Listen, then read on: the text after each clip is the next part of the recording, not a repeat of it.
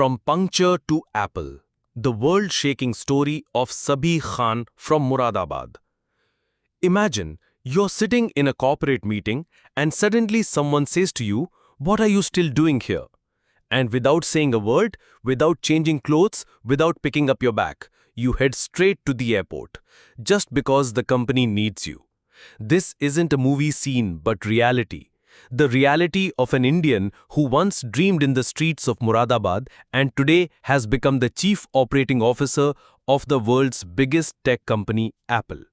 His name is Sabih Khan. This story isn't just about one man's rise.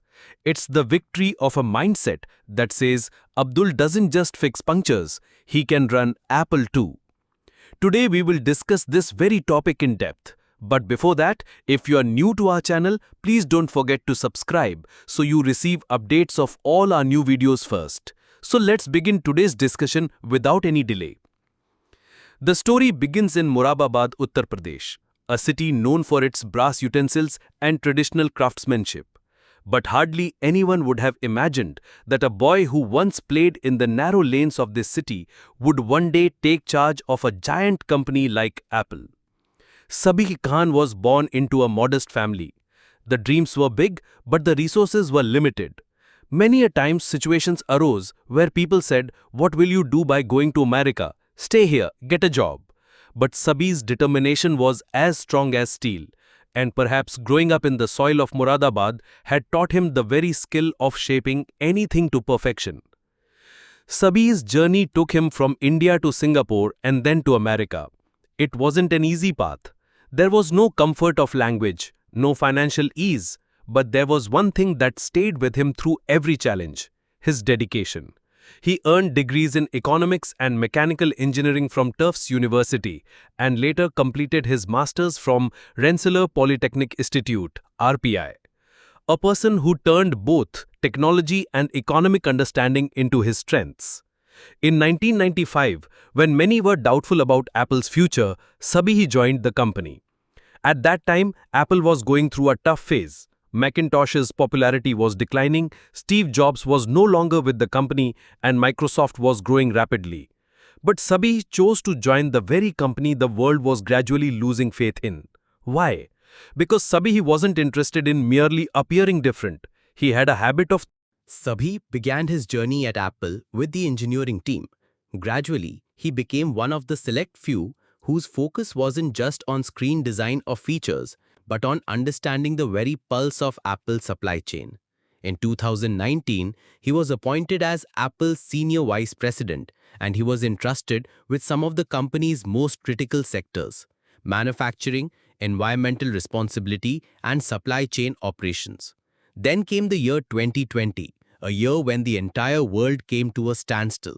While COVID brought daily life to a halt, it also severely disrupted global supply chains. Yet Apple's deliveries weren't delayed and production didn't stop. The reason wasn't just advanced technology. It was a man who made calm, thoughtful decisions even under pressure: Sabih Khan. He decentralized production across regions, partnered with alternative suppliers, and ensured that no matter where in the world Apple's customers were, they received their products on time. Apple CEO Tim Cook himself praised Sabih, calling him a brilliant strategist. He highlighted how Sabih gave a new direction to Apple's environmental sustainability efforts. Sabih played a major role in reducing the company's carbon footprint by over 60%. But Tim Cook also said something that truly defines Sabih's identity: he leads with his heart and values. Meaning, Sabih works not just with intellect, but with heart and principles. Sabih Khan is not just a corporate executive. He's on a mission to make the world's biggest tech company not only a technological leader, but also a symbol of ethics, environmental responsibility, and dedication. And his greatest strength in this mission is his Indian upbringing, where karma is considered a form of worship. An incident from 2008 further defined Sabih's sense of commitment. During an Apple meeting, a serious supply chain issue was being discussed. Tim Cook asked, "You are still here?" Without hesitation, Sabih got up, without changing clothes, without picking up a bag, and headed straight to the airport on his way to China. No return date fix, no airline preference, just one thought in mind: Apple needs me now. When the news broke on social media that an Indian, and that too from Muradabad, Uttar Pradesh, had become the COO of Apple, reactions poured in like a storm. Some called it a moment of pride for India, others saw it as inspiration for the new generation. But one comment that went viral said, Abdul doesn't just fix punctures, Abdul becomes the COO of Apple too. This line wasn't just a witty remark. It marked the defeat of a mindset that judges a person's capability by their name. Today, when the world talks about diversity and inclusion, stories like that of Sabih Khan turn those words into reality. He has proven that no matter what your name is, your true identity is built by your hard work. That boy from Muradabad who may have once ridden a bicycle through narrow streets is now the strategist behind millions of iPhones around the world. In India, Sabhi is being talked about not just because he has reached a high position at Apple. The buzz is because he has given hope to all those Indians who dare to dream big despite limited resources. He has shown that with honest hard work, even the journey from Muradabad to MacBook is possible. After becoming the new COO of Apple, Sabih's focus has expanded further. His responsibilities now go beyond just supply chain and manufacturing. He is now in charge of overseeing the company's entire day-to-day operations. The way he has kept Apple stable through past crises, that very experience is now set to drive the entire company to even greater heights. Sabih's success proves that India is not just a market, it is a powerhouse of talent. Every CEO sitting in Silicon Valley today is looking toward India not just as a consumer base, but as a source of global leadership. And people like Sabih Khan are becoming the face of that leadership. There was a time when Indian names in international companies were rare. Today, whether it's Satya Nadella at Microsoft, Sundar Pichai at Alphabet, Arvind Krishna at IBM, or now Sabih Khan at Apple, Indians are at the very helm shaping the direction of the world. Sabih Khan's story is a powerful example of how a dream, a struggle, and a firm resolve can come together to create history. This story is for every young person who is battling their circumstances, who feels limited by their name or background.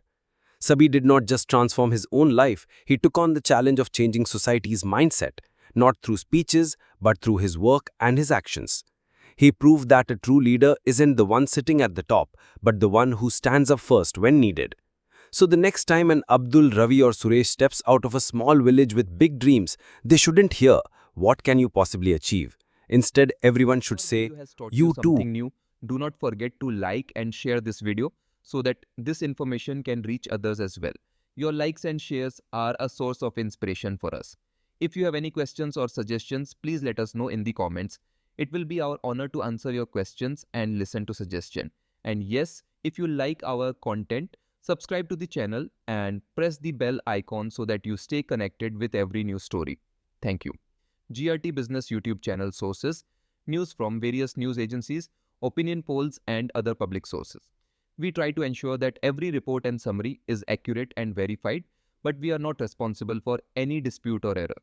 Our aim is only to provide you with accurate information.